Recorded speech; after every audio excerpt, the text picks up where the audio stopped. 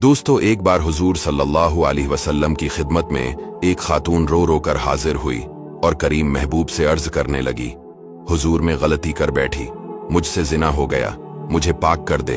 तो हुजूर सल्लल्लाहु अलैहि वसल्लम ने फरमाया, तो कैसे साबित करेगी कि तूने गुनाह किया है? वो औरत कहने लगी, हुजूर मेरे पेट में नाजायज बच्चा है। हुजूर ने फरमाया, जा, जब बच्चा पैदा हो तो फिर आना। वो 8 माह के बाद आई तो उसकी गोद में फूल सा बच्चा था। हुजूर ने फरमाया, वापस जा, जब रोटी खाने लग जाए तो फिर आना। 2 साल दूध पिलाती रही, फिर जब आई तो बच्चे के हाथ में रोटी का टुकड़ा था। करीम महबूब सल्लल्लाहु अलैहि वसल्लम से आके जब उसने बात की तो वो दर्द से रोई, कहने लगी, या रसूल अल्लाह, 3 साल होने को है, मैंने गुनाह किया, मैं सारी रात सो नहीं पाती। हुजूर, तड़पती हूं, अगर इस हाल में मर गई तो अपने रब को क्या मुंह दिखाओ, मुझे पाक कर दे, मेरे हाल पे रहम फरमाए। करीम सल्लल्लाहु अलैहि वसल्लम ने बच्चा एक सहाबी को दिया, फरमाया, बच्चों की तरह पालना, और कहा, इस औरत को ले जाओ, पत्थर मार मार कर इसे संसार कर दो। सहाबी कहते हैं कि उसे पत्थर लग रहे थे और हुजूर बेचैनी के साथ रो रहे थे। फिर सहाबा ने आकर खबर दी, या रसूलुल्लाह, वो विसाल कर गई।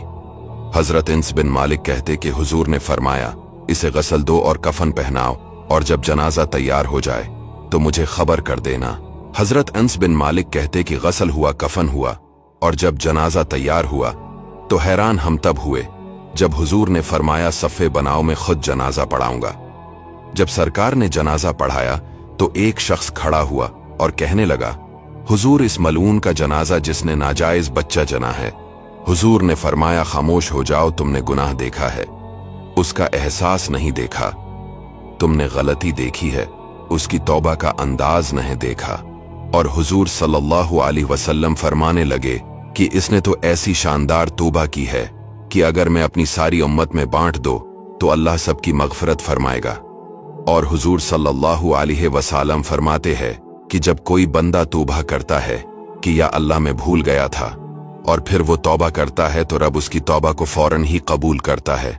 और हुजूर सल्लल्लाहु अलैहि वसल्लम फरमाते हैं कि गुनाहों से तौबा करने वाला ऐसा है कि जैसे उसने कभी गुनाह किया ही नहीं। तौबा की 3 शर्तें हैं, पहले बंदा शर्मंदा हो, दूसरा फिर वो गुनाह इसी वक्त छोड़ दे, तीसरा आइंदा न करने का पक्का इरादा हो कि आज के बाद गुनाह नहीं होगा।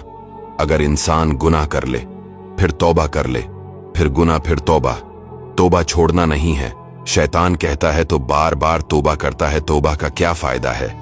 जब तक तौबा का दरवाजा खुला है मैं मुआफी मांगता रहूंगा। एक दिन तो आएगा कि मेरा मालिक मुझे ऐसी सच्ची तौबा देगा कि मेरे सारे गुनाह आइंदा के लिए छोड़ जाएंगे।